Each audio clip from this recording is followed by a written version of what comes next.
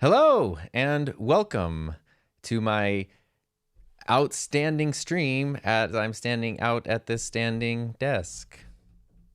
Well, I should probably just end it with that one. I'm just going to check that my audio is working, and we're going to wait. We'll double check with the dog barks there. Hello. Hey, it's working. Cool. Alrighty, so welcome to a stream that I was definitely planning to do when I woke up this morning and didn't just decide to do about 20 minutes ago. That's definitely not what happened. Let me just shut that there. There's a rule that as soon as you start streaming or start recording, somebody's going to drive by in a big truck, somebody's going to start doing yard work, and somebody's going to drop off a package to make the dogs bark. It's just the law of nature. And I apologize. But thanks for being here on literally zero notice. I appreciate that. We got Kombucha who, Gil, I know you were, why is this so small? There we go. We'll talk about streaming setup in a second. There you go. Okay, I'm going to put you there. Gil was first in the YouTube chat, but Kim is showing up first in the Ecam chat. And then here's my wife, Heather. Heather is driving out of town right now, and I miss her, so I figured I could do a live stream, and then she could listen to me while I'm doing that. We've got Bicky Bickford, we've got Tech Mixer, discovering things like shutter angle, which is super exciting. It's Bourbon Night. It's Coke Zero afternoon over here. Hey, we've got Tom. I'm in my own chat. That's cool. Getting the dad puns firing. Buckaroo Brogan. So we've got a guy named Tom and a guy named Buckaroo. That's pretty cool. Master One Music. Why be negative? Yeah, why be negative? Be positive, like my blood type. Oswin, what's up? Hello, everybody. Gross Adventures from the Netherlands. I guess it's National Cheese Day, Kim said in the chat. So we're going to kick the tires and light the fires. Let's go. William Hall, hooray for planned streams. Yeah, I know. 2 streams in 1 week. Isn't that pretty crazy? So, basically what happened today, I actually just finished recording a video, and I thought that it was going to take a lot longer than it did to do the talking head part, and I was finished, and I was like, well, it's great when things work out easily, and you're just kind of, you did what you need to do, but everything was set up. I was filming here because it was like a podcasting-related video, and I thought, this would be a really fun time to try out sort of streaming from here. I never stream on my MacBook. This might be like the first or second time ever I've streamed on my MacBook. I always use the Mac Mini. So I'm using Ecamm to stream like normal, but I've tried something different that I learned about just the other day, which is Ecamm now has profiles, or it has for a little bit at least. So on my Mac Mini over there, I have all my scenes, all my settings, everything set up. And I just exported that profile, airdropped it to my MacBook Pro, and everything, like the whole title screen with the music and the countdown timer and all that stuff was just ready here, so I didn't have to like recreate all the scenes that I have. That's a big reason I didn't want to use this computer to stream, was because I have everything over there. And now I have it in 2 places, it's kind of cool. I didn't really know about that. And I'm also wondering how smooth the stream looks. Is there a lag? There seems like there's a slight lag, a slight delay. I'm just going to turn on a little more. We'll figure it out. But that's pretty cool. So that made things a lot easier. And I figured, hey, we could just hang out and stream for a bit, because it was really fun. Got to stream last week. Got to stream this week. If you have a specific question, I know I didn't put this in the chat. Well, actually, I can type this at the top of the chat. If you have a question, put a Q: in front, and I'll do my best to get to... I can type it. Nope, that says art. It. Boom. And then we're going to pin that to the top of the chat. You don't have to do that, but as we're kind of going through, if we want to get to like any specific questions anyone might have about things, sometimes that's a helpful thing to do. But sometimes it's fun to just sort of hang out in the chat as well. I haven't done a live stream standing up in a long time either, so this is good exercise. Let's see here. What's up, Seb? Been a huge fan, listened, watched for YouTube videos for a few years. Thank you for that. Love the link to prior experiences at previous jobs and how you tie. Oh, thank you for actually reading that. That's kind of cool. Yeah, if you go to my website, hi, my name is tom.com, there's an about page that has like the longest about section in the world. And I did that because I didn't want to forget stuff, but also because on YouTube, people can often be like, who's this person? Why should we listen to them? And I would never say that anyone should listen to me, but I wanted to provide as much context and background info as possible so that someone could read that, get an idea of who I am, where I come from, and then make their judgment over like whether they care or whether that's someone they would want to listen to or not. So that's kind of the purpose behind that. I feel like I still have a slight delay.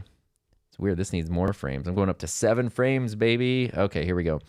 I really appreciate that kind comment. That's awesome. Let's see here. Could you do feedback from pictures and videos from your community? I've done stuff like that in the past, and it is really fun.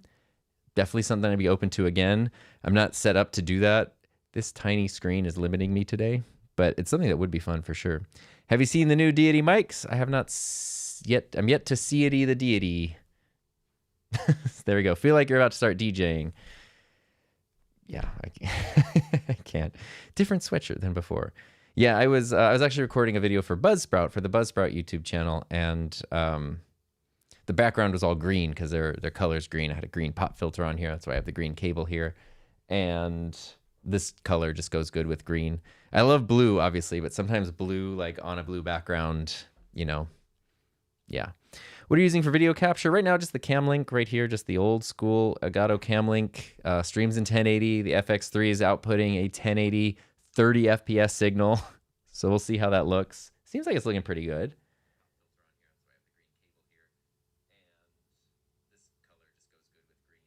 I almost feel like maybe we should try less delay. Maybe I was adding too much. Let's go down to like 3 frames. Let's get crazy. See what happens there. I'm trying to figure out the audio sync. That's just new thing right here. Have you looked into Mel's Studio as an alternative to OBS or Ecamm? I have not. To be honest with you, I have no interest in anything else. I love Ecamm. That's what I use. The only thing I'm kind of interested in is OBS because it's a good option. Like it's a good free option and it's available on PC. So I try to keep a toe dipped in the OBS world because I think that's important.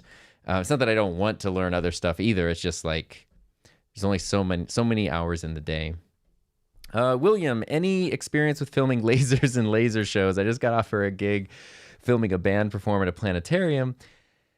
I have no experience with that, but I do have a green laser pointer that the dogs like to chase, which never gets shined on them, just around. And the cool thing with the green laser pointer is that you can see the whole beam. I think it's like what they use at the laser shows and stuff. Don't shine them up in the sky towards where planes might be or anything. But what you could do is go on Amazon, get like a cheap green laser pointer, go outside at night or go into a dark room and shine the laser around and see what kind of camera settings work best to get that. And then that might help you kind of figure out where you would need to be for the actual thing. And let's see here. Oh, 3 frames per second. Looks like that was the magic number for the syncing. Awesome. Cool.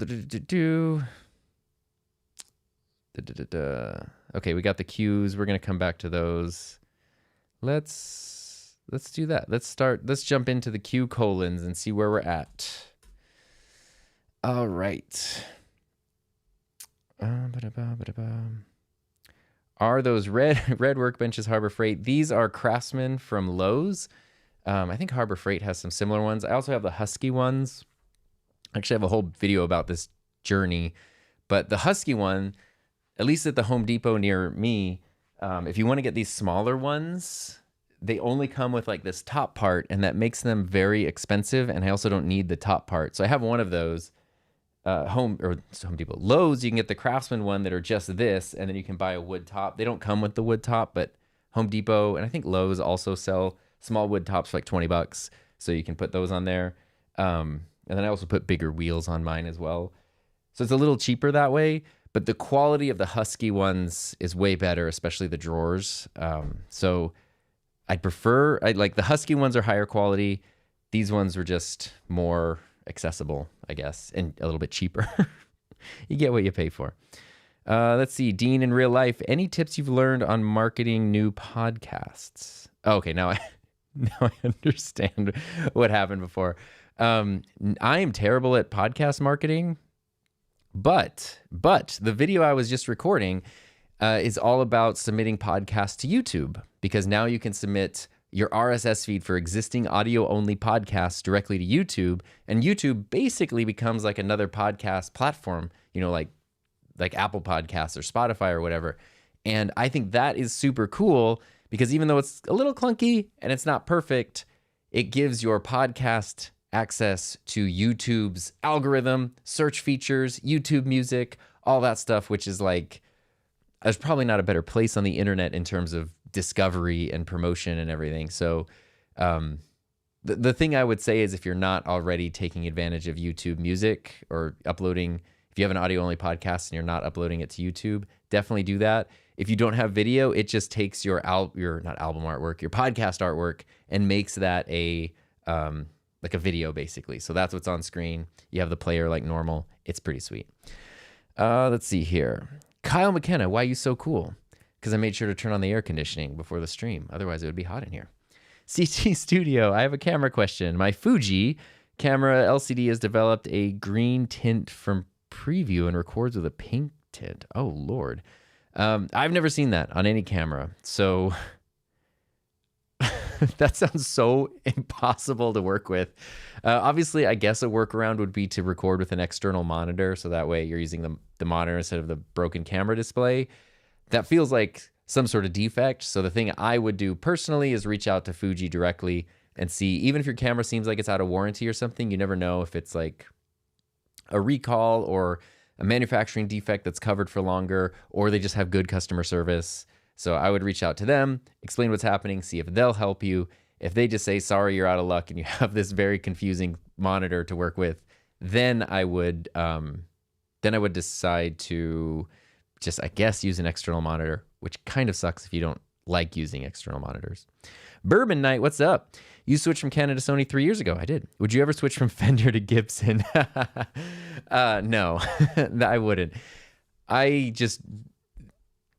might, like, there's a part of me that sometimes kind of sort of wants a Les Paul-ish, but like not enough to actually get one. And lately, even though I have like more guitars, I would say, where is it? There it is. The bass has been my like main thing. And I mean, Gibson, I really love the Thunderbird bass. That's like, I know it's balanced weird, but I've always kind of liked that a lot. So maybe, but I would never, I really love Fender. I love Leo Fender's story. I don't know. I'm a Fender guy. I don't mean to offend you by saying that. I like other brands too. Like Ibanez is great. I mean, Gibson's great too. Those are the ones I played the most. And then like cheapo brands I've played are fun too. Do you have a drone? Yes, I have the DJI Mini 3 Pro. I have the original Mavic and then the Mini 3 Pro, which actually I can, because I'm standing, I can very easily grab things.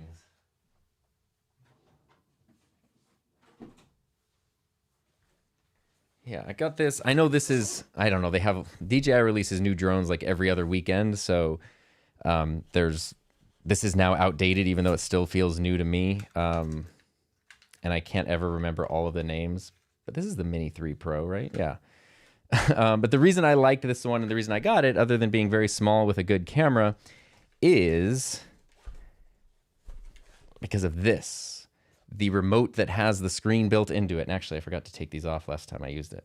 The thing that was stopping me so much from using my drone, at least recreationally and just sort of at spur of the moment, was having to go through the whole thing with like the phone and an app and setting stuff up. And I absolutely was annoyed by that. And so not needing that, like having the remote with a nice big display connect directly to the drone in seconds and up and running with nothing else needed, it makes it so easy to suddenly feel like, I should get a drone shot of that. Boom. And then you have a drone shot of that. So this was important to me to actually make me use the drone more, because I just got so tired of trying to set up the phone every time. I didn't want the phone drone situation happening. Let's see here. There's a lot happening over here. Annalise, sorry. Have you ever done improv before? As a longtime improviser, I got a feeling it might be up your alley, especially with your love of puns. There are some, I would love to. And my wife and I actually looked up improv classes because it does seem like something that would be helpful for anybody who does any sort of like on camera thing or public speaking or whatever, There's just none near us at all. So other than like the stuff I've picked up over the years on my own, I've never done anything like that. But I was a high school teacher for 11 years, and I think that helped a lot for sure. What's your favorite budget capture and switching gear? For sure, capture would be the Cam Link because it's $100, and then you got up to 4K and you're good to go. But you can't switch with that. If you want to do multiple things and switch, that would be, my favorite would be the ATEM Mini Pro, because I think they lowered the price of the Pro a while ago down to $300. So you get, it's not 4K, it's just HD, but it looks great, and most people can't stream in 4K anyway, just due to network issues. So you get 4 HDMI inputs, all these other cool things, awesome software, plus the capture capabilities. Yeah, I would ATEM Mini Pro. Even though like I keep waiting for them to update the ATEM Minis and nothing. What's the best software and easiest to use for a podcast? Got the Rode mic and a Duo. I mean, if you're starting like free using something like GarageBand, if you have a Mac, because that's what it comes with, or something like Audacity, which I have the audacity to recommend, are good ways to get started. For editing podcast, I really like Adobe Audition. It's really good for spoken word. There's something about it that I just find really fun to edit in. Like I genuinely enjoy editing audio in Adobe Audition. So you might want to audition for yourself. Marine, what's up? I know you did a video, but what are your top 3 wired headphones? Oh man. Oh, and you purchased the Lewitt Connect too. That's awesome. That's just over on my desk over there. Headphones. I'm not a headphone expert. I use the Rode NTH100s, and I've used these since they came out. So that's like 2 years ago now. That's pretty much it. Prior to using these, I was using the Mezi 99 Neos, which I really loved and are great. And that's pretty much it. I know like there's the Sony, I forget the number of them. It's like MX something. They're like $100, and they're kind of like these standard studio monitoring headphones. The sound quality on those is great. The price is great. The reliability is great. The only thing I didn't like about them was they have a really heavy cable, and it's like this heavy coiled cable, and it's super annoying, and I just don't like it. Whereas like the Rode ones have a light cable.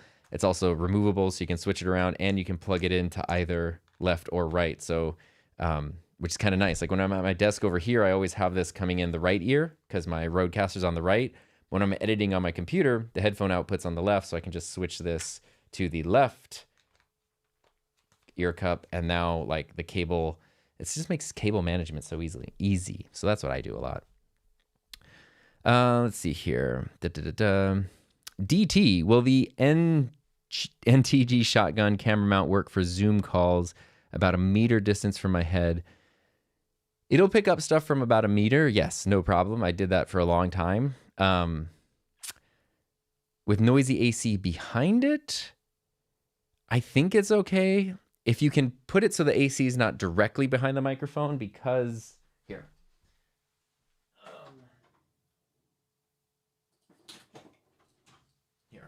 I believe this is the mic you're talking about. The Video Mic NTG, it picks up stuff in the front, obviously, like it's a directional microphone, but it also picks up a little bit from behind it. It's just part of how microphones are designed. So if the air conditioner is directly behind it, you're going to pick up more. But let's say the camera lens is the air conditioner right now. If you just are able to tilt the mic a little bit, kind of at like a 45-degree angle, then it'll pick up you, and this is going to be the best position for it to reject the sound coming from behind it. So that should be pretty easy to position. And then if you are having issues in your editing software, applying some kind of noise gate, just a light noise gate would probably take care of anything else. Maybe a high pass filter. So you can, if it's a low rumbling sound, maybe a high pass filter would be good too. All right, I'm gonna jump into the regular chat just to, I've been trying to keep an eye on it, like if anything weird happens, but yeah, we're just gonna sort of check it out there. OBS has the best plugins. OBS is insane for like, it's insane to me that it's free and it's so good, but it's not good for free. Like it's good, period. And it happens to be free. And because it's free, there's just so much cool stuff available for it. What's up? Luan from Brazil. That's cool. I owe you a Brazilian thanks for being here. Kane's getting started with podcasts, got the Duo, best software for using one camera. I mean, Ecam's my favorite. But if you're on a budget, OBS, because it's free. There we go. I just want to check in. Bailey, don't worry, Bailey. I'm glad you got to check in. Have a great rest of your day. Appreciate you. Deerfield Beach. I was just there. Heather and I have, we've talked about this before. It's the Boston and Maine live YouTube channel. They have world cams. It's like 150 webcams from around the world that just cycle through. And we have that like in our living room, which is on the other side of this wall. It's just going constantly, basically all day, every day, because it's great background music. And there are 2 or 3 Deerfield Beach cameras on there. That's the only reason I know about Deerfield Beach, which is very cool. Let's see here. Vicarious Nick Gaming, don't really have a question, but just wanted to say without your videos, I wouldn't have gotten a blue pop filter for my SM7B that I love. I'm glad that reporterstore.com, baby. These are great. It's a very small touch that really has no effect on the audio quality unless you want to get real into the weeds about it. But it's kind of fun to be able to just like personalize, you know. Everybody has just the solid black SM7B, which is a classic mic, but it's kind of fun to customize and personalize. Reporter Store, I'm not affiliated with them in any way, but I've talked about them for so long that sometimes when I order stuff, they'll throw in like some weird experimental things. And they gave me this one once, which I love the color of, and it has my name on it, which is so cool. But I just am like way too shy to like have a mic with my name on it. But the reason they sent this was it was when they started being able to like put lettering on the pop filters and stuff. So if you want them customized even further beyond color, you could have your show name or your name or I don't know, whatever you want. You could get it actually like custom done on there. It's pretty sweet. Let's see here. I don't know what that means, but yeah, let's do it. All right. I'm just double checking that things are good. And let's go back to the Q colons so that way we can, I don't want to say stay on track. We have no agenda. We can do whatever we want. Let's see here. Trying to pick up where I left off. There we go. When you use multiple cameras, are you still using your ATEM? Yep. I have the ATEM Extreme ISO. ATEM Mini Extreme, which is like such an oxymoron. It's the most extreme mini thing, and that's over there. I like that a lot. I really love the Cam Link, and I use that for simplicity, but I do like to have multiple sources a lot, and it's very, very cool. User. Can the Rodecaster Pro 2 have faders? That's this right here. That can be assigned to any application. I believe they only offer 2 USB faders. No. Currently, as far as I'm aware, which maybe I'm wrong, these can be assigned. You can move all the channels in here. Like there are 9 different channels in the Rodecaster Pro 2, and you can make any fader control any channel, but you can't assign the fader to something else, like another application on your computer or a different audio thing. There is some MIDI functionality, so you actually might be able to use the MIDI functionality to do that. I am not good at that, and it's definitely like you gotta be willing to tinker in a pretty extensive way to get that working for you. So it's not something that like I would say the average user, myself included, should just dive into at all. Oh boy, it is the old audio hotline. You do not need to. You do not need to do that, but thank you very much. I appreciate it. Hope you're feeling good. Audio hotline. We've known each other for almost a couple years now, and quickly became one of my favorite people, and is just awesome. And if you want to watch like mic reviews and audio related videos from someone who knows what they're talking about, go check out Bronson at Audio Hotline, because yeah. Let's see here. Lundy, what's up? I'm probably your biggest fan. That's incredibly sweet. And I live in Jamaica. Can I use the Rodecaster with the time code syncing device if I'm shooting multicam? To be honest, I don't know. Time code is definitely a knowledge gap for me, and I'm not a good person to ask about it. Something that it's on my list of things to learn more about, but things I have not yet learned about. So I don't know. I wish I had a better answer after you said such a nice thing at the beginning there. Rock Ballesteros Sorry about that. I've always had issues with wildly varying volume levels when I stream my mic, my guests, my share screen videos. Oh, man. Ecamm has its basic audio controls, but any extra tips? That is tough. The thing that I would recommend that I don't always do myself, as you can probably tell, is do a test recording before and check everything before you stream or record or whatever. And that way you can see how everything's going. Ecamm does have audio meters, but they're not labeled. Like you can't see, you know, -12, -6, 0 or anything. You just see green, yellow, and red. But if you can kind of go through and adjust those to make sure that everything is sort of averaging out in the same area, that's usually a good place to get started. One thing that I think is good is if you don't know where to begin with an audio source in Ecamm, if you put the slider to 80, when you slide it, there'll be numbers that go in the little slider thingy. If you put it at 80%, start there, put everything there, and then bump it up and down as needed. And that usually does help. What was the most challenging video gig? That's a good question. For myself on YouTube, it's nice because I can play to my strengths, you know, like I don't have to give myself crazy difficult things. But when I was teaching, I had a lot of challenging ones, especially working with students and like trying to get students to do things on time and organize stuff. And we have to go to different locations. We used to do, there are these things that happen locally, and it's like 4 times a year they have events that they get speakers, which are pretty big. Sometimes like former presidents or they're like cool astronauts and stuff. Like pretty high profile people come out and do like these talks. They do talks to big crowds, but before they do that, they kind of go in a slightly smaller convention hall type place and do a talk to like students from like 12 different high schools.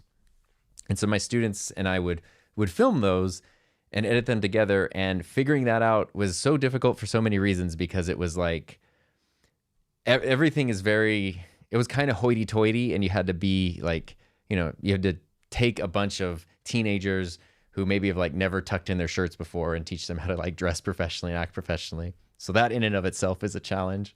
Then we usually had 3 or 4 cameras in kind of poorly lit environments. So that's a challenge. And then running audio and getting good audio was also a challenge, because it's like taking something finding an output from the actual soundboard, putting it there. And then students were also doing interviews. So it's not that any one of those things was particularly difficult, but all of them together was like always mentally exhausting. And then to top it all off,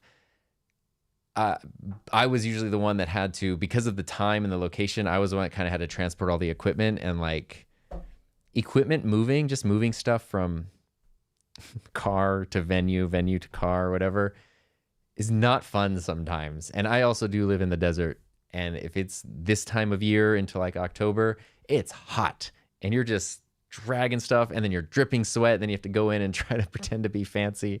That's hard. That kind of stuff is very hard to me. I don't know if that counts as the answer to the question, but that's the first thing that popped into my mind, at least. God, there's so many good questions in here. I'm sorry if I'm missing some of them. I'm doing my best over here, but there's some good ones. For a beginner podcast, you've used the Autopod, and what are your thoughts of it? I think I've heard of this, but I've never used it. And normally I would be like kind of very against like AI editing, because editing is such a personal thing. It's like, I understand why people will hire editors for their YouTube channels and stuff, and I'm not saying no one should ever do that, but I think sometimes that's like the first piece of advice people get is like, hire an editor. And it's like, hang on, make sure you dive into your editing first. And then if it turns out to something you want to offload to someone else, or they can capture your voice and your style, and you need it to be able to like clear your plate a bit, cool. But to me, sometimes offloading your editing is almost the same thing as like, here's a canvas. I sort of took a pencil and sketched out a thing. Now here's a bunch of paints. Here's a bunch of everything else. You go ahead and finish this for me. And it's like, the edit is where so much of your personality and your point of view and your style comes through, that I always get a little bummed out when people are so quick to just like pass that on to somebody else. So normally I would say like, no, I'm not interested in that. But for podcasting, when you have long form video that really just needs to be basic camera switching between a couple different people who are talking, that could be a massive time saver. And so I haven't used that, but I feel like that kind of technology, it would be really helpful and will only continue to get better and better. So I haven't used that myself.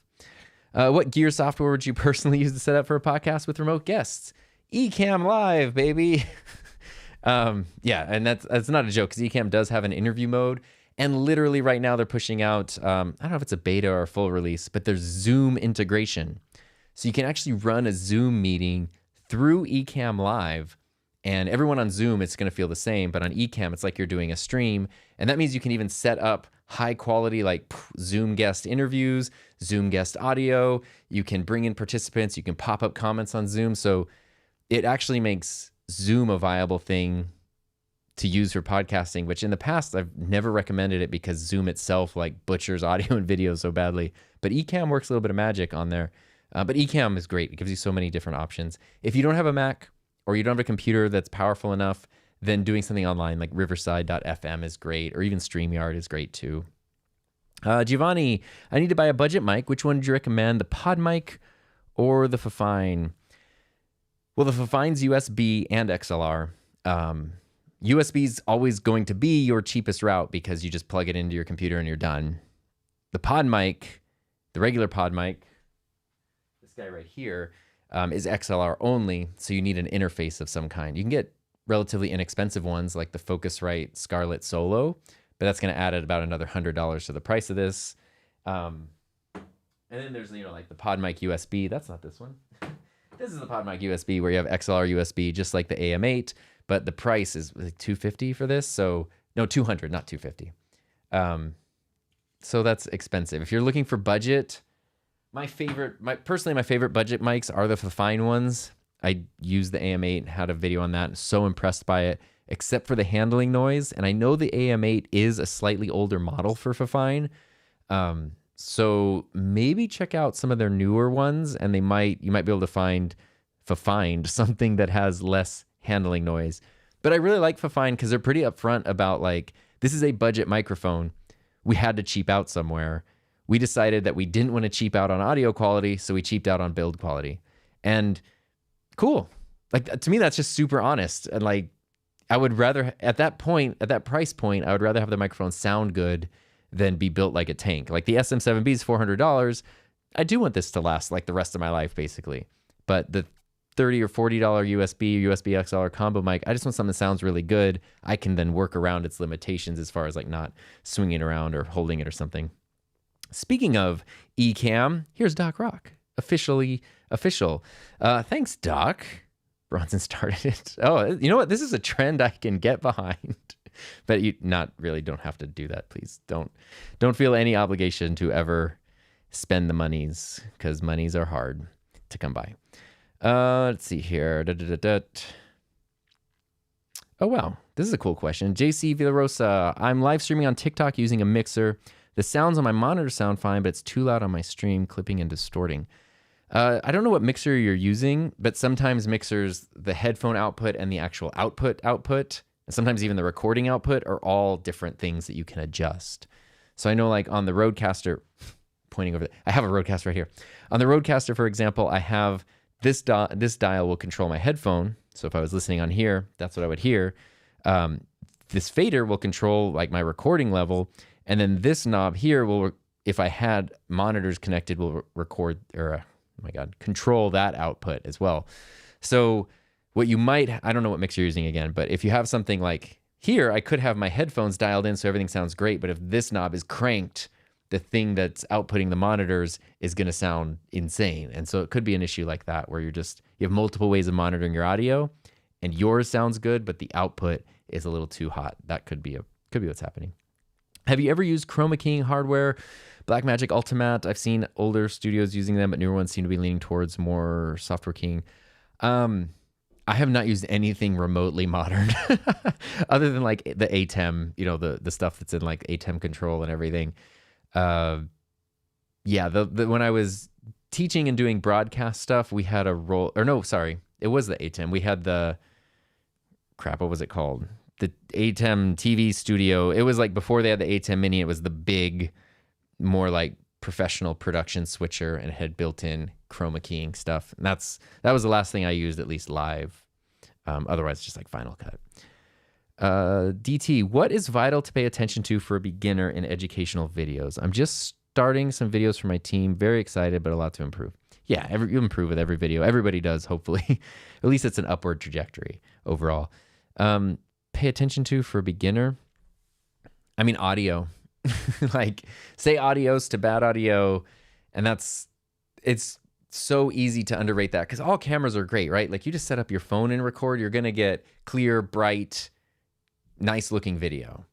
Getting good looking video is not hard. Getting excellent video, it's a little different. Then you start playing with lighting, cameras, lenses, all this stuff. It changes a little bit. But getting like good, usable, clear, understandable video, kind of easy now.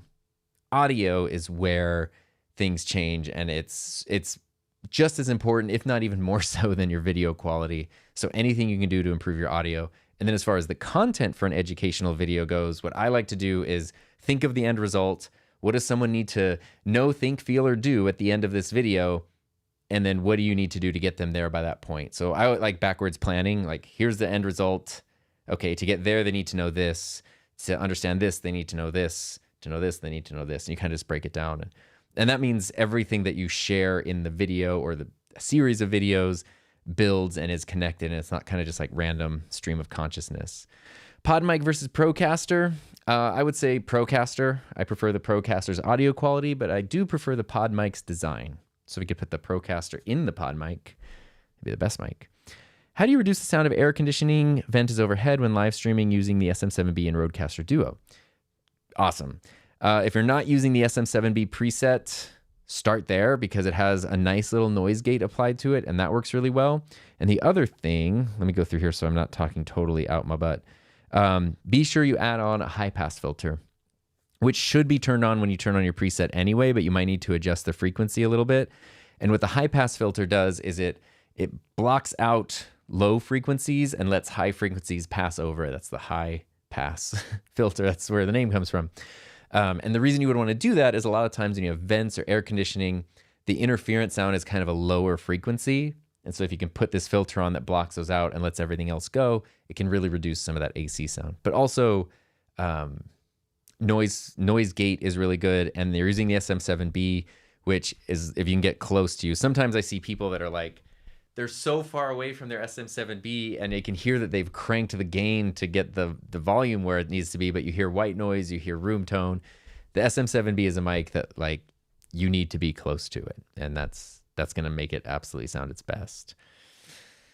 Let's see. You made a video before about getting audio out from the Rodecaster Pro 2 into the ATEM. Do you have an update? Curtis Judd. Whatever Curtis says to do, I would default to that because he's probably right for sure. Mine was, it's like I was using actually I have them. Where are they?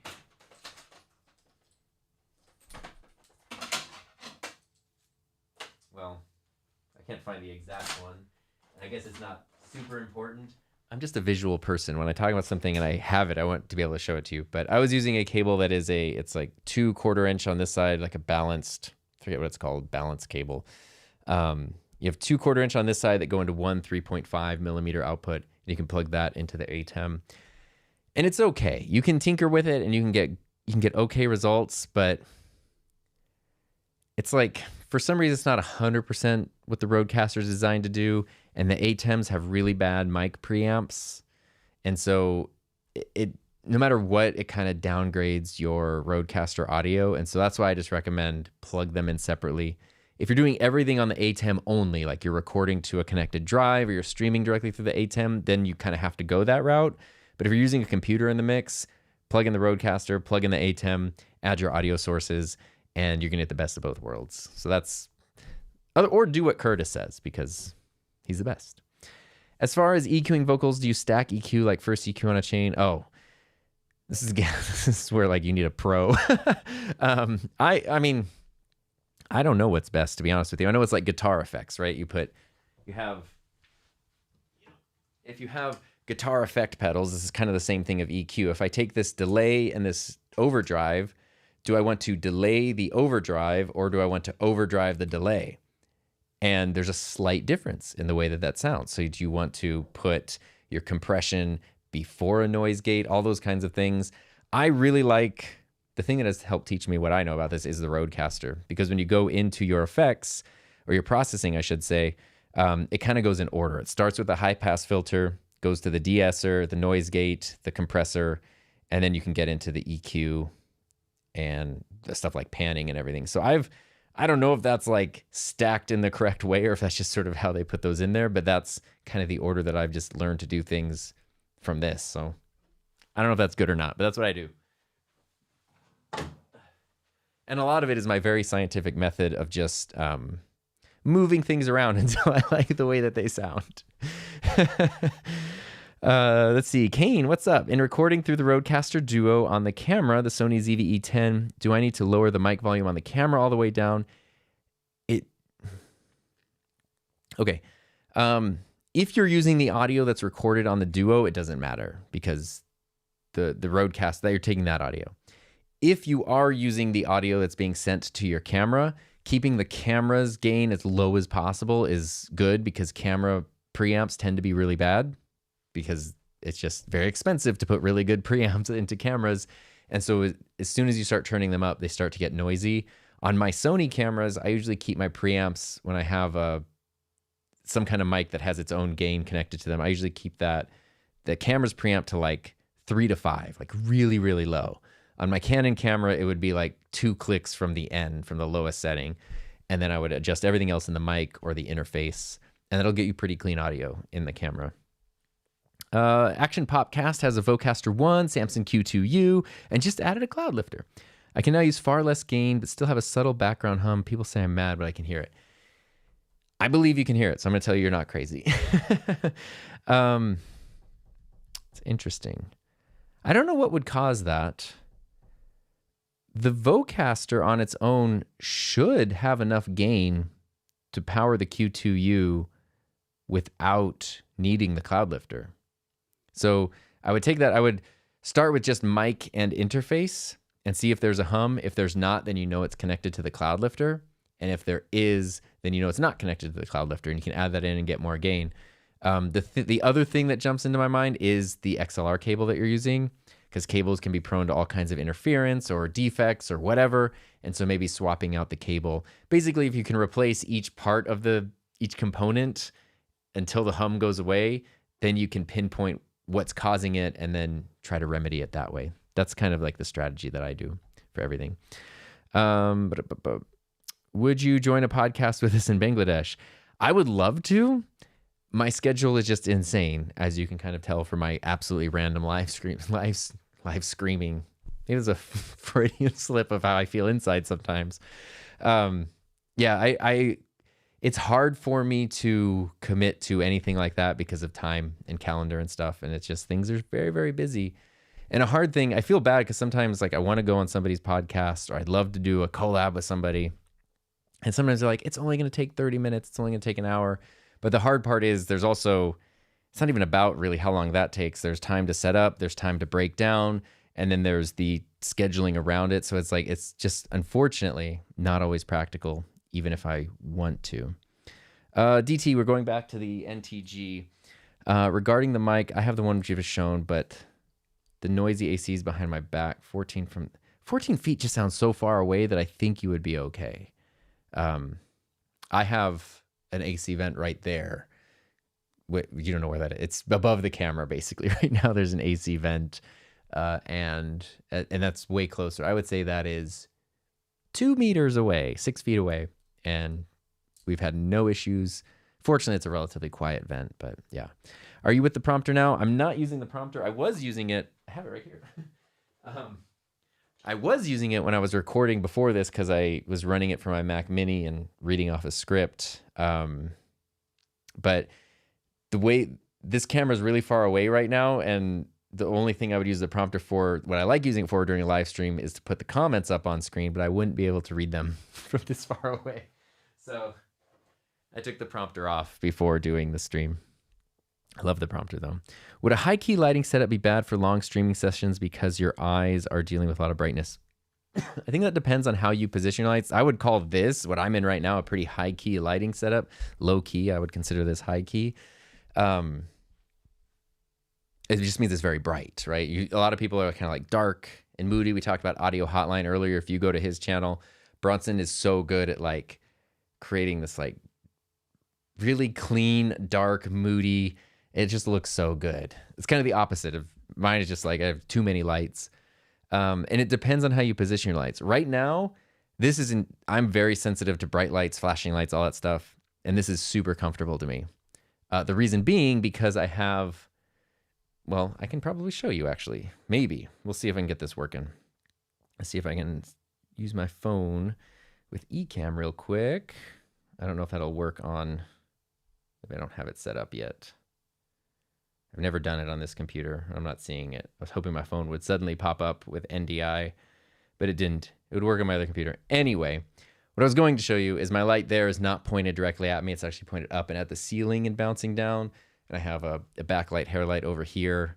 That is, nothing is pointed directly in my eyes. So I'm not looking at any super bright light sources. And even when I see the lights, they're in soft boxes and lanterns and things. So it makes it comfortable, makes it super comfortable. Lucas92, what's your favorite Rode NT USB Plus fan? Hey, that's a great microphone. What recording hardware software do you remember under $200 with noise suppression ability? I mean, Adobe Audition, but the reason I hesitate is because Adobe has their stupid subscription model. So it will be under $200 for a while until you've paid for it long enough, and then it will be over $200. I love Adobe Audition. But if you're looking for the free route, Audacity is kind of like a fan favorite. Everybody loves Audacity. I haven't used it too much other than when I was teaching a little bit with students. And then beyond that, if you have a Mac, GarageBand, even though it leans a little more towards music production, it can work great for podcasting as well. So that's where I would start. Trying to just keep things a little organized over there. Do you use your ATEM with Ecamm or just the Rodecaster Pro 2 or both? All of the above. Right now I'm using the Cam Link, but usually I have the ATEM, Rodecaster, Ecamm, smush them all together, and it's great. Hey, Ren got the AM8. Any more tips for singing? It doesn't pick up the melody of singing voice. Really? Really?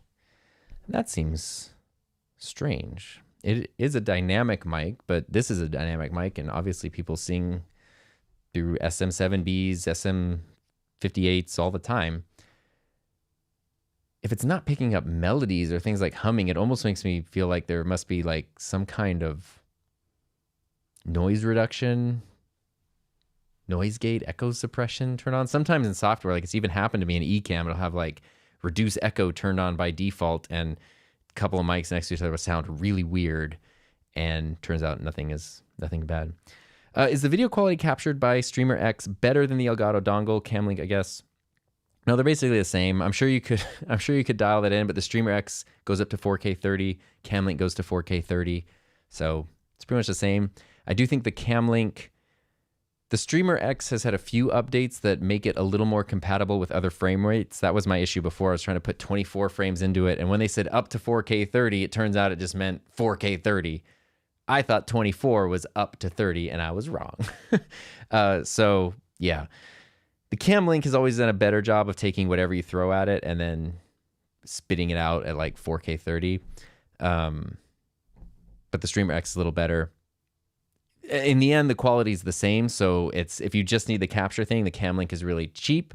If you want the built-in audio interface and the processing and the smart pads and all the other stuff that the Streamer X can do, then that's the way to go there. So it just depends on what you need. Let's see here. What is the best setting to zoom with a Rodecaster Duo and Shure mic without having to use monitor headphones? Yeah, it's so hard. What I do is I just have a little tiny speaker. It's like a little Bluetooth speaker. It's not super high quality over on my desk, and I just have that turned really low. And I try to make sure to mute myself when I'm not talking. And that's usually what I use when I don't want to wear headphones. And honestly, I've done that for many years and I've never had an issue. So nobody's ever been like, if you crank the speaker, then you're gonna hear it. But no one's ever said anything about it so far, ever, which is cool. Distraits, I'm looking to buy a Go XLR with HyperX Procast cardioid. Which should I buy them? Wait, should I buy them and then upgrade or buy an SM7DB now? which would cut my budget. Honestly, it depends on which suits your needs the best. Like, what do you need that you're looking at the Go XLR for? You know, because the Go XLR has so many features, like mixing features, streaming features, audio, you know, all kinds of stuff. The SM7DB is going to be a higher quality microphone, but it's just a microphone. So like, what are you going to run that into? What kind of software are you going to use?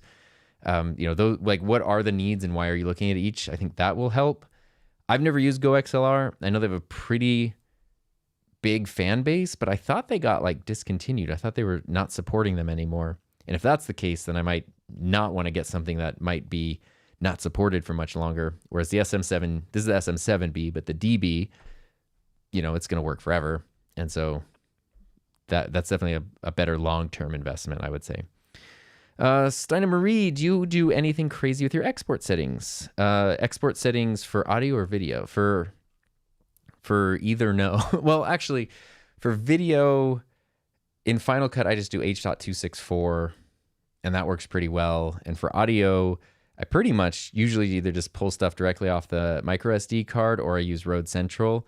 And if it's just a podcast that I know is going to my Buzzsprout account, then I do the Buzzsprout preset. Otherwise, I just do like the standard WAV file. That's kind of it. It's worked really well. On Ecamm, are there any way you can transfer your profile settings between computers? Yes, because this is what I did. You might not have been here when I started the stream. I did that to start this stream. I took all of my profiles from the Mac Mini over there. I exported profile. It did give me the spinning beach ball, and it took a few minutes, and then it popped out on my desktop. I airdropped it here, double-clicked it, and it loaded the profile right into this Ecamm with all of my scenes, all of my settings, my intro, outro, music, everything was there. So yes, you can do that. You don't have to set things up from scratch. What do you think of the AT2020? Oh man, AT2020. I've never used it. It was maybe one of the first USB microphones that was ever on my radar. Now I think there is also an XLR version, but I can remember being in like my college apartment. So the AT2020 had to have come out in like 2007, like a long time ago. And I remember thinking like, that is such a cool, like real microphone. It always sounded good. I've always loved the way the way it sounds. I don't think I've ever used a bad Audio-Technica anything. I've never used the 2020 though. And here's a question. Firebirds, are we taking it all this year? Sure hope so. That is our local pro hockey team. They're in the American Hockey League. They feed into the Seattle Kraken in the NHL.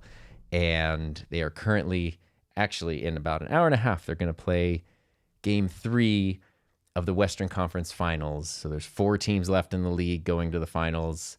And Firebirds have won the first 2 games in a 1-4 series. So we will see. They're playing the Milwaukee Admirals in Milwaukee tonight. So I'm going to Milwaukee over the TV and watch that. Cool. So let's jump back into just the chat. And then we'll see where it's at. And we've been going for almost an hour. That's cool. Hey, Zephin's here. What's up? We get to meet Zephin at NAB in April, and he's awesome. Hello from Lithuania. What's up? Lithuania is also on my Boston. Actually, you know what I'm going to do real quick? I am going to drop a link in the chat. Boston and Maine Live. So Boston and Maine Live is a YouTube channel. It has multiple live streams. Believe it or not, they're based in the Boston area.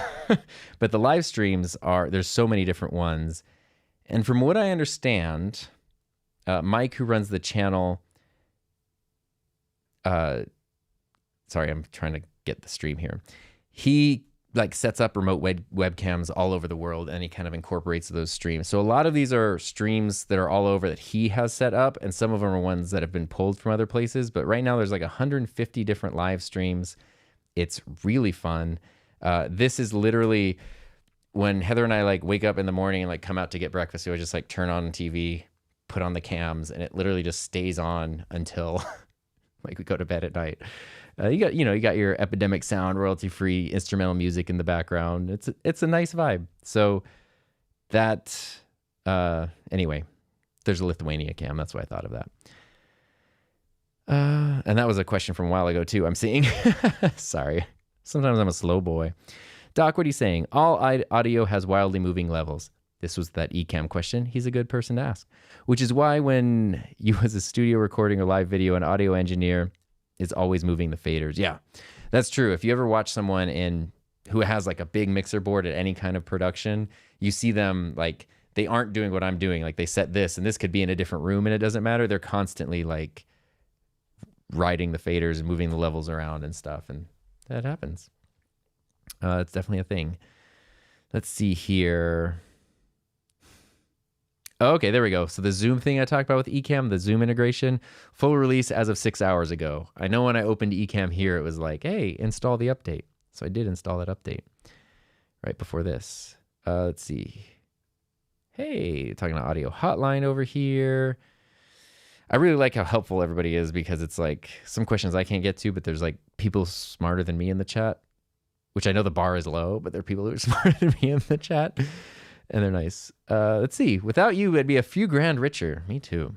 I also wouldn't have enjoyed learning to make content as much of it. I'm glad you're having fun with it. That's like, to me, that's such a big thing is you can talk about strategy and the process and what's correct and what's not, but like at the end of the day, are you actually having fun doing this stuff? Are you enjoying it? Even if you're doing something difficult, like I talked about going to those, dragging equipment and wrangling students around and doing complicated multicam shoots. That was exhausting. It could be frustrating. It could be stressful, but it's also really fun. Like I really enjoyed it. It was super satisfying to have it all come together at the end. And as long as you have those feelings, fun and satisfaction and stuff, then you're on the right track. Oh, it's really nice. Like such a good customer support team going on in the chat here. Let's see. Would it be hard to run and gun with a prompter on? Actually, oops, I knocked something out. That's where something like this, which this is definitely not sponsored. I've not used this one yet, but this is the Padcaster, the Parrot Pro Padcaster. I backed this on Kickstarter last year before I knew the Elgato prompter was going to be a thing. And it took like 9 months for this thing to get delivered. It was kind of a mess, and it left a bad taste in my mouth so much so that I like haven't wanted to use it, but I'm trying to get over that to, go like, hey, the process kind of sucked. Company trustworthiness, questionable. Product, though, is actually quite nice. But then the Elgato prompter came out like after I had backed this and couldn't get a refund. And this is the best, but this has to be connected to a computer. So it's not good for run and gun stuff. And you can't walk down the street and use a prompter. So that's where these smaller ones that just kind of, they're like this big and they can just rest on the camera lens and you can move them around and they just rely on a phone. You just pop your phone in there and that's it. Things like this. There are other ones. You don't have to just get this one. There are other ones, and that's the way to do run and gun prompting, where you can be on location somewhere, still have a script, still have it in your phone. There is a little remote with this one, and then an app on Bluetooth, so you could even control the script, advance and move the script around without having to constantly reach over and swipe the phone, which is always a little bit annoying. Let's see here. Don't be sorry for questions. Questions are good. That's what we're here for, right? SM7DB is out of reach. Okay. I have the Samson Q2U. I've looked at the Shure SM58. That's these two right here. So you would gain actually a smaller mic. This is the Samson Q2U. This is the 58. They do sound different. The 58 is a more rich, full sound. The 58 is actually very easy to make sound like the SM7B. They are shockingly similar in a lot of ways. So if you really love the sound, you can get pretty much same sound for $100. The Q2U, if you've already got it, does have a more like sibilant, kind of harsh sound, almost like the pod mic, really goes towards those high-end frequencies, but you can apply some EQ and tame that a bit. So this takes a little more work to get that rich, full, smooth sound out of. This is a little bit easier. The 58 is a better sounding microphone, but if you've already got this, it might be worth just working on some EQ, and that way you don't have to buy something new. Believe it or not, I like to encourage people not to buy new things. I know it doesn't seem that way sometimes, but it's true.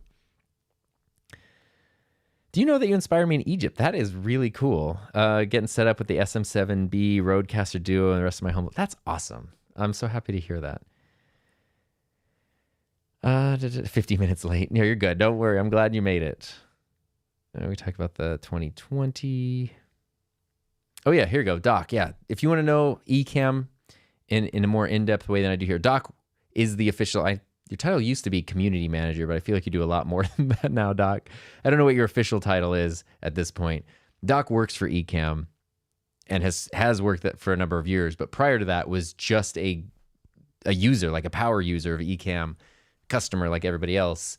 And he does regular streams. So go check out his channel, subscribe over there, because a couple times a week you can get like pretty in-depth Ecamm tutorials. Because Ecamm, one thing about Ecamm is it's like, I know they did a big update today, but I swear it seems like every week or two you start up the program, new update. Like they're constantly adding new stuff to it. Let's see here. Do you know how we can put sound effects on the Duo? Is there a deck that does the same thing internal? You can record them and then put those, like you can record through a mic and put it there, but I know it's probably not where the way to do it is through Rode Central on the computer where you just drag and drop sound files. But if you're on an iPad, you won't be able to do that.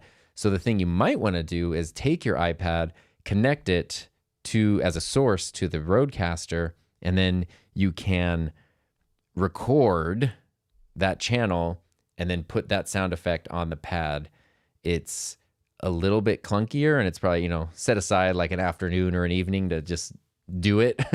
But that's the way to do it. It's just, you're essentially recording sounds from a phone or an iPad directly in there. We got Matt. What's up, Matt? Hey, look at me, Badaloo at Ray. Doop, doop. Here's the Ray right here.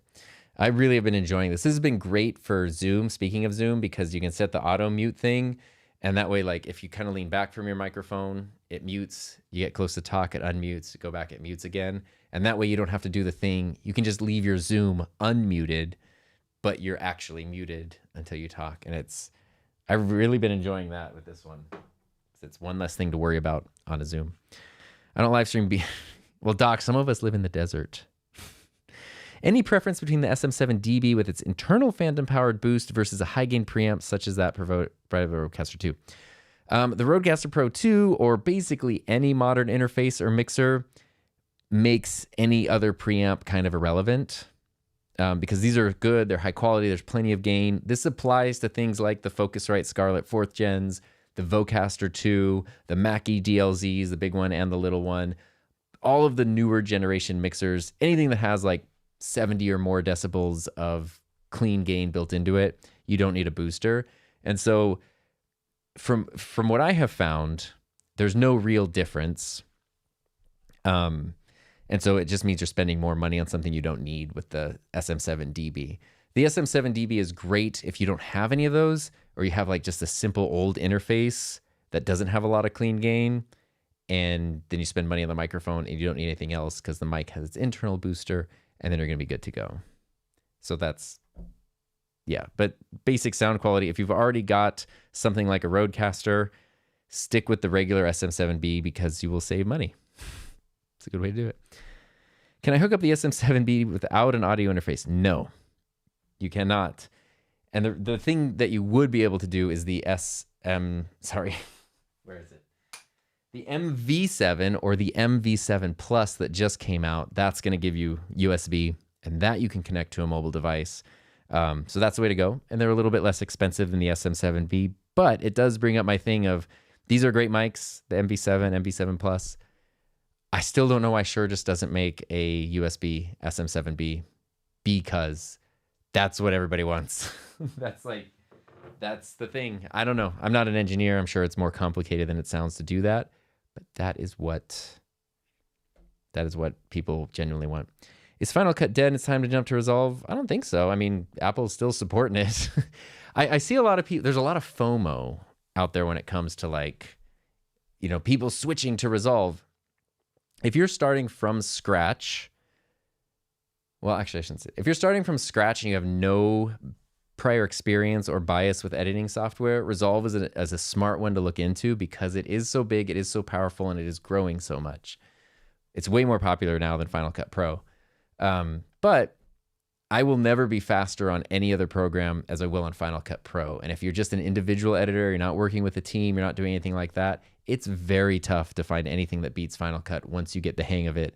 I say that as someone who taught Final Cut Pro for a decade and was able to see, 13-year-olds with zero experience, like pick it up and kind of master it really quickly. Whereas other stuff, Premiere, Resolve, they could learn that too, but it definitely is like the learning curve is way steeper.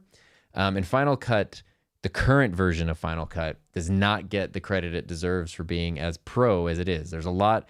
The way I kind of look at it is Final Cut is like going to a restaurant where there's a menu and you kind of just have to like read through all the menus. It's like going to Cheesecake Factory and there's like the menu that's like as thick as a Bible and you have to go through and read through everything and you might not know what's all in there. Whereas Resolve is kind of like a huge buffet, like a Vegas buffet where you walk in and it's all just there. So it's not, they both have strengths and weaknesses and more features, less features here and there, but a lot of it is kind of the same. Resolve just puts it all out there for you to see and then you can dive in, whereas Final Cut kind of like hides it and then you sort of like actively select what you want when and if you need it. So I love Final Cut. And I see a lot of people who are like, I love Final Cut, but I feel like I should switch to Resolve. And it's like, if Final Cut's not suiting your needs, then you should go to Resolve. But if you just feel like you should go to Resolve because other people are going to Resolve, that's not a reason to switch your whole workflow around. But, see, I like the standing stream because I can do show and tell. Resolve is cool. The thing, both programs are a one-time purchase of $300. Resolve you can download a free version of that is quite capable. And Final Cut, you can download a free 30-day trial, which I've heard rumors it's possible to just sort of keep re-downloading. But what's very cool is a lot of Blackmagic products come with a full license for Resolve. So this is the Blackmagic Speed Editor, which is a cool little Bluetooth. Look how tactile. Listen. Come on. That's nice. So unfortunately, this doesn't work with other applications. But this was on sale at B&H a while ago for like $300, and it comes with Resolve. So it was like, hey, I'll buy this, which is really cool, and then I'll get Resolve. Because I also want to learn more about Resolve too. Just for my own, like, I like learning stuff, that kind of thing. Hey, Matt, you got the Shure Nexodyne. I have been seeing so many ads for that. I'm very curious what you think about that. There you go. Doc is the Director of Strategic Partnerships. Sounds fancy. Rodecaster Pro 2 is great. Do you think future firmware will make it happen? Get it connected to Companion over Ethernet? I don't know, but I feel like they got that Ethernet port back there. They haven't done a lot with it. And now that Rode's parent company also owns Mackie, which makes the DLZ creators, which have made use of their Ethernet port a lot, it seems like some of those things could potentially make their way to the Rodecaster as well. Recently watched the 40K. Oh, that was such a fun stream. I'm so glad you enjoyed that. It's fun to kind of go back and watch live streams. What's up, Nick? It's nice to see you. Chris, I have one question. You said that you prefer the DLZ creator better than the Rodecaster Duo, and yet you only use the Rodecaster Duo. Because the Duo has a vase mount. That's why. It's nice having it off the desk. But yeah. But what I've been doing actually, so I have the Duo at my desk there. And when I set up other videos, comparison videos or tutorials and stuff here, since this is not a permanent setup, I kind of switch it out a lot. Today I'm using the Rodecaster Pro 2, but I've used the DLZ XS a lot here. I have the big DLZ creator also, but it's like too big. So I prefer the XS to that one. They're both great. I just really like the XS. It was like such a fun surprise. Oh no, Coffee's here. What's up? Hey, new subscriber. You finally caught one of my live streams are few and far between oftentimes, so don't feel bad if you've missed them. But I've done 2 in the past week, so that's pretty good, right? I want to get a better, more unique sound. Should I upgrade my MXL 990 or my interface? Well, got your microphone right here.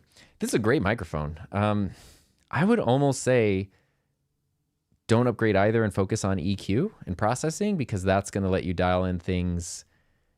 The mic makes a difference, but the EQ, I think if you want something that's a little more like custom and stylized, I think that's the way to go. And you can then figure out, like, I wish I had more low end. I wish I had more high end. Like whatever is actually missing, then you might be able to decide, hey, now I need a different mic that, you know, kind of excels in that area. It'll become a little more obvious what you need, but I bet you could do something really cool just with audio processing and EQ without having to spend money on something new. There's a running theme here in a lot of these answers. Hey, ordered the Rode WS14 pop filter in blue. Yeah, that's this guy right here. Rode finally started selling these. I need to buy the like other colors. You got a pod mic, don't want to add a big puffy pop filter to it, and I don't like the aesthetics. Any tips? Sure. I mean, the design of the pod mic is a great design. And you can super easily use this without a pop filter or a windscreen. Just position it off at like a 45-degree angle and you'll be pretty good. Just position it so you're speaking past it and not into it. Or even kind of do what I'm doing here, position it below you so your breath is going over it. And then you can easily get by without a pop filter. It has decent plosive rejection built into it. But if you want to really get up on the mic, then you add the big pop filter and nothing will get through, which is cool. There you go, Doc. Final Cut Pro is far from dead. Yeah, especially with, I see the moves that Apple is making with like acquiring AI companies and stuff. And for better or worse, I feel like a lot of that might end up in Final Cut. I feel like they're kind of overdue for a bigger Final Cut Pro update. And hey, if you want to learn Final Cut Pro, go to learnfinalcutpro.com and check out Rough Cut to Final Cut, which is my course where I share everything I need, everything I know about Final Cut Pro from start to finish. I would say shameless self-plug, but I'm always full of shame. So, and just say no to micro USB across the board. Heck yeah. Get that crap out of here. Let's see. There we go. Matt uses the Earthworks Icon Mini, and that's USB. Final Cut Pro updates are lackluster, but it's my first. Yeah, they haven't done anything massive lately, but Motion VFX, I have Motion VFX as well, and that is great. And that expands the capabilities of Final Cut a lot. And sometimes people do get sort of, I don't know that I would put Resolve in this. I have nothing bad to say about Resolve, by the way. Like, it is great. But sometimes this sort of happened with like Sony released the A7S III, Canon released the R5 at like the same time, right? The cameras. And then the A7S III did get to a point where it was like, Sony, you need to get firmware updates to this camera because like it is missing features that way cheaper cameras have, and it is still the current flagship model. That was a problem. But right off the bat, the R5 started getting a ton of firmware updates, and it was like, I did see some discussion like, well, look how often the R5 is updated and the A7S III gets nothing. But it's like all of those updates were just getting the R5 to kind of where the A7S III was. And so it's like that thing, the marketing guy from Apple, like a number of years ago, left Apple to go to JCPenney, the clothing store, and he got rid of all of their sales, all of everything, and just made everything flat prices. So instead of seeing something that was $20, now $9.99, he just made it $10. Like, just got rid of all that, and everything was just even things. $7, $10, $20, not $19.99, not $7.99. And the store like immediately started bleeding money because people wanted to feel like they saved money by like, here's my coupon, here's my discount, and this had a sale sign next to it, even though none of the pricing actually changed at all. And sometimes that happens with updates, is people are like, I'm getting so many updates. And it's like, yeah, but those updates are just kind of, it's where this thing just already was.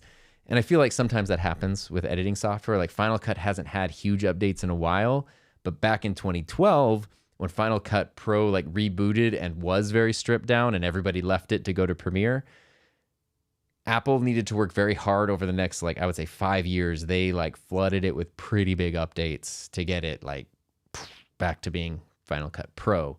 And now that it's kind of mature, right? It doesn't really need huge updates. It's sort of approaching A7S III territory where it's like, okay, you do kind of need a refresh of some kind, but yeah. Let's see here. Oh, it's a 90-day trial for Final Cut. That's a no-brainer then. What are the boxes behind you to hold your equipment? They are Craftsman tool chests. DLD... This is a good way to put it. DLZ versus Rodecaster is cheeseburger versus hamburger with cheese. Yeah, it's two sides of the same coin in a lot of ways. Mobile recording solution, 2 sets of wireless goes with Rode Connect software, a 6 mic. I mean, you might need to look into something like the Zoom H8 which is that super weird. I think it is 6 XLR. It's like this big. It's like a interface. I don't know what the clean gain situation is on that. Hey, from Taiwan, 5 a.m. Well, good morning. Why is my Focusrite Scarlett 18i20 3rd gen connect to my MacBook have no audio signal, even headphone output? I don't know. I mean, whenever something like that happens, especially with Mac OS, going in and making sure that there's not some security preference that's blocking something, you need to go in and click allow in your security preferences. That happens a lot when you plug in peripherals. Or using a USB-C cable, you might be using like a cable that's just not good for data transfer, even though it's a USB-C cable. And so maybe swapping out your cable is going to be good. That's what I would say. Best portable option for running good podcasting 2024. Honestly, the PodTrack P4 is legit. It's 4 inputs. It can kind of do everything. It's small. It's portable. It doesn't really stack up to like a full-on Rodecaster because it's small and the build quality is questionable. But the capabilities, the audio quality, the size, run on batteries or wall power, and it's kind of cheap. It's a good one. The P4 is pretty legit. Let's see. Favorite mic arm. Currently, I've been using the Elgato Low Profiles. I have the black one here and the white one over my desk there. I like those a lot. And then the taller ones, it's always like the Elgato Wave or the Rode PSA-1. I still don't have like... Let me tell you. I will go over this freaking until the cows come home.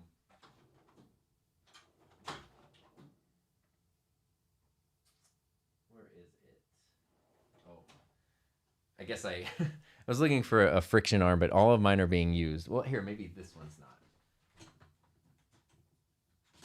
Okay. Here's what I want. I will say it again and again and again. This is an iFootage friction arm. If I loosen this, here, I'm going to come over here to the camera so you can see. Oh, wait. All right. I'm going to put this here and hope that it focuses. It did focus. Look at these teeth. So I move this arm around, and when I lock it down, look at these giant teeth. I'm barely seeing my computer screen.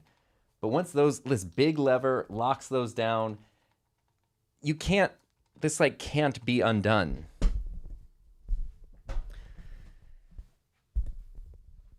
I don't know why this system is not on okay. For example, let's look at this is the original Elgato Low Profile. So it's, as you can see, it's got the weak magnets and everything. But right here, this joint here, it just has an Allen key to tighten it, and it's just a friction joint. The new one has a little handle, and they're fine. But why not just do this? Why not have big interlocking teeth so when I lock that down, it doesn't matter what mic I put on here, it's never going to dip this arm at all. It doesn't matter if I bump it, it's never going to move. Why not have those here so I can totally lock it vertically with another one locking it horizontally? Why? Please, God, why does no mic arm company at any price point that I can figure out, nobody has added that in or figured it out? And I don't know how to make a thing or like manufacture a thing, but if I were to ever make a product, that's what it would be. Because it's like, I'm so frustrated. And these little arms right here are so good, and there's lots of articulating arms like this. Just take this very basic technology and just throw it into this thing and you're going to have the best arm. So I like all these arms. The first arm that does that, if there ever is one, will be my favorite forever. Using Ecamm Live to show comments. Alrighty, I'm going to see. We can go an hour and 20 minutes. That's why my voice is starting to hurt. I'm going to jump in, kind of get to the catch up with comments, and we'll probably wrap things up here. Action Pop started a podcast with YouTube with a cheap mic. Now I have an interface and mics. Obsessed with getting, it is an obsession. It's a weird, I love microphones. They're fun, right? Will you rock out on one of those Strats? Yeah, these, oh man, I really like this. The current color combo back there is really nice. And then my P bass over there. I am working on a video for my second channel where I just go through I don't know, every guitar, tell you what it is, show you what it sounds like, and also explain why I got it, when I got it, all that stuff. What's up, Mary Lou? How are you? Janolin, have you experimented with AI sound cleanup tools? Yes, I've played with Adobe's Enhanced Speech, which is now I think built into Premiere. that is amazing, and it can sometimes be a lifesaver. What is my best bet for outdoor recording on a sailboat with the Rodecaster Pro? In terms of power, you can run it off of USB power, but your boat might have power. For mics, I mean, probably, I would almost lean towards something handheld, like a, maybe even just an SM58, just a couple SM58s, people holding them down, thick windscreens, and we're good.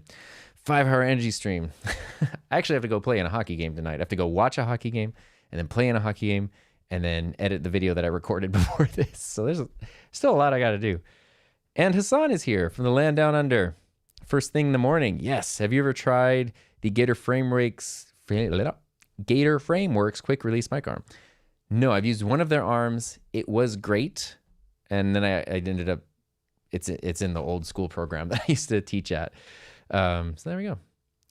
Best placement for a camera that records one's mug while showing code on stream and interacting with the watcher. Camera above the monitor.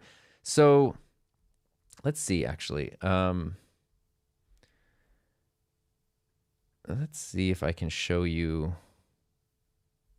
something. I do have in my Ecamm, I have a Safari window. This is just YouTube. It's podcastage. There you go. Inside Air Force One during 9/11. Is this? Oh, Neo. This is actually a great channel. Okay, I was like, why is that in my feed? But the reason I'm showing you this is because I have myself in the corner here. And if we go to my main setup, you can see my computers here. And the reason I put myself in this corner is so that as I'm looking towards my computer, I'm actually looking like in the direction of the stuff that I'm talking about. And then I can look at the camera and talk. And when I'm looking at my computer, it looks like I'm looking at what's on screen. I like that. So if you can create your setup, however you want to place whatever, so that on screen, like this would not look good if I was, can I do something easy? I don't know if I can mirror it as easily in here. I probably can. Yeah, here we go. Wait, did I mirror my other video? That would be bad. I want to be able to show you what I'm talking about instead of just telling you what I'm talking about. Oh, my scene is locked. Well, that'll do it. There we go. See, here's an example. I just mirrored my video right now. But if I had it set up this way where I'm looking at my computer, but I'm facing away from the stuff on screen, I feel like that's pretty distracting. So making sure this way, you're looking at me, looking at what I'm talking about. And I think that's the way to go. So that's an easy thing. Like, even you can mirror it if you can't move your camera, as long as you don't have text, you can mirror it and fake it. That's my best advice there. Hey, till the pandemic, I was a bassist in a rock cover band. Haven't played since. This is the, oh my God. Let me tell you. This is, I had guitars for a long time, but it wasn't until I got my, and I've had a bass for a number of years too, but I got this. This is an American Professional 2 Fender P bass. It's the only American Fender I've ever owned. Everything else that I have is Mexican. It's in Miami blue. I got this just over 2 years ago and then took an online bass course, which I'm retaking right now. And I've never had an instrument click the way that this finally did when I had a good teacher and a good instrument. And it is so much fun. Yeah, there's a lot more to that, but God, the bass is so much fun. Who you got in the Cup final? Calder Cup, I'm going Firebirds all the way. Stanley Cup is tough because I actually like all the teams because I play goalie in hockey. So now we're talking about hockey, and then we'll wrap this up. I play goalie on my team, so my entry point into a team is always the goalie. And well, I guess it's the two teams, right? It's the Panthers and the Oilers. So the Panthers have Bobrovsky, who I love because I'm relatively new to hockey. But last year, watching their run, like I kind of really liked him. I've liked him more and more. On the Firebirds, our local team, our goalie is Chris Drieger, who is from the Seattle Kraken. Before he was in Seattle, he was for a time Bobrovsky's backup goalie. And so they actually like share a lot of similarities in their play style, even the way that Drieger like shaves and cuts his stick down. So it's hard for me not to root for the person who is basically the mentor to the goalie that I get to see play all the time. The flip side to that, though, is that the Oilers, with their goalies have, well, it's been Stuart Skinner and then Calvin Pickard. I cannot believe I'm talking about sports. If you showed me myself 4 years ago talking about sports like this, it would be insane.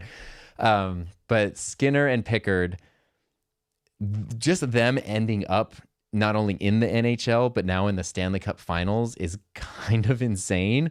And I've had the chance to see both of them play many times because both of them were on the Bakersfield Condors, which is the Oilers AHL minor league affiliate team. And so I've seen, especially Pickard, I've seen them many times. And the thing that pushes me a little more towards them is that there's a really great podcast called In Goal Magazine, and they have a great YouTube channel, talks about a lot of gear, and then also podcasts, and they interview goalies, and they've interviewed Skinner and they've interviewed Pickard, and they're just such good guys, and like they're so cool, and it's hard not to root for them. Plus, to bring it even more full circle, at our arena, we have when we have home games, there's the radio announcers. The color commentator for our home games is Grant Fuhr, who was, I don't know if you would say the best, but you could probably say the best goalie for the Oilers in their team history. And it was like him and Wayne Gretzky on the team at the same time for many, many years. And he, like, I get to see him and talk to him regularly because we just happen to live in like the same town, and it's so cool. So it's like I've been at games where like during an intermission, I can go to like one of the lounges at the arena, and you can watch the Oilers playing and then look over and see Grant Fuhr, who was like, that's your team and you're right there. It's hard for me not to root to them for that. Although I don't like their logos and color scheme. It's just like the most shallow analysis ever. So I don't know. I'll be happy either way, to be honest with you. My team's the Kraken. They didn't even make it to playoffs this year. So there we go. All right, that's sports talk, because that's where we've gotten now. Let's see where we're at right now. Best mic under $100, I would say SM58. Sure, SM58. Oh no, I almost banned you. I did not mean to do that. Hey, Ken, glad to hear you live. Let me just move this window over here. Can you share your current setup? It's just Rodecaster Pro 2, Shure SM7B. I'm using my custom SM7B preset, which I got off the Home Studio Pro YouTube channel. Kind of walked me through how to make that. Anything to be aware of when connecting two camera brands? Color can be weird. And the way that the ATEM works, unfortunately, is the whole thing is one input. So it's not, unless using a Blackmagic camera, it's not super easy to color correct each individual source. So getting the colors to match can be a little tricky.